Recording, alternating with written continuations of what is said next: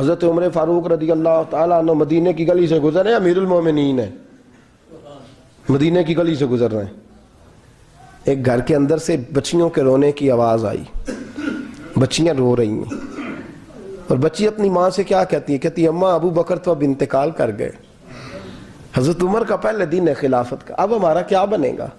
ابو بکر تو وصال کر گئے۔ حضرت عمر فاروق رضی اللہ تعالیٰ عنہ نے رونے کی آواز سنی، دروازے پہ دستک دی، کہا بیٹو کیا بات ہے؟ تو بچیاں کہنے لگیں عمر ہمارے ابا جی ہماری 10-15 بکریاں ہیں، تو ہمارے والد صاحب ان کا دودھ دھو کے بیچا کرتے تھے، گزارا ہو جاتا تھا۔ جس دن ابا جی فوت ہوئے تو اس دن سے لے کر ابو بکر صدیق روز عصر کے بعد آیا کرتے تھے، ہماری بکریوں کا دودھ دھو کے دیتے تھے، کچھ ہم پیتی تھی، کچھ بیچ لیتی تھی، گزارا چلتا تھا۔ جس دن ابو بکر صدیق خلیفہ بنے تو ہم نے جا کے کہا ابو بکر اب کون دودھ دھوئے گا؟ تو سیدنا صدیق اکبر رضی اللہ تعالیٰ عنہ نے فرمایا بیٹے پہلے تو میں مرضی سے خدمت کرتا تھا، اب تو مصطفیٰ کی امت کی نوکری میری ڈیوٹی بن گئی ہے، تو میں آؤں گا۔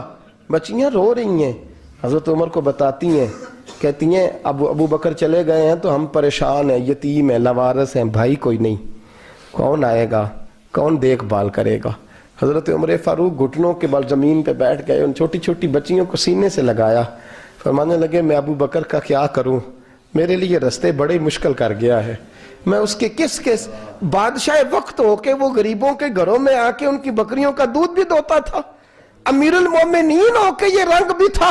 فرمایا بیٹیوں فکر نہ کرنا، جب تک عمر زندہ رہے گا، عمر آتا رہے گا، یہ نوکری کرتا رہے گا۔ کچھ دن بیتے تو حضرت عمر فاروق کو یاد آیا اوہو مدینے میں ایک بوڑھی اماں بھی رہتی ہے جس کا کوئی گھر کا کام کرنے والا نہیں، اور جس بی بی کا کوئی بال بچہ نہیں اور آنکھوں سے بھی وہ نابینی ہے۔ حضرت ابو بکر صدیق رات کے سناٹے میں جایا کرتے تھے، اس کے گھر میں جھاڑو دیتے تھے، یہ بادشاہ ہے، اس کی فقیری کا رنگ دیکھو، اس کو کنویں سے پانی بھر کے لا کے دیتے تھے۔ اور یہ لفظ آپ سنیں گے تو حیران ہو جائیں گے، اس بوڑھی اماں کے لیے نا ایک کونے میں گھر میں دور بار شیر میں ایک جگہ کھود دی تھی جہاں وہ بی بی پخانہ اور پیشاب کرتی تھی۔ امیر المومنین حضرت ابو بکر صدیق رات کو جاتے تھے اور اس کا وہ پخانہ وہاں سے اٹھا کے باہر پھینک کے آیا کرتے تھے۔ اس عورت نے پیغام بھیجا کہ عمر سے کہو میری بھی ڈیوٹیاں تو نہیں سر انجام دینی ہیں۔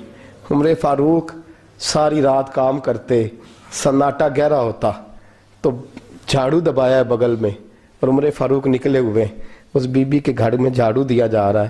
حضرت انس بن مالک فرماتے ہیں میں نے آخری عمر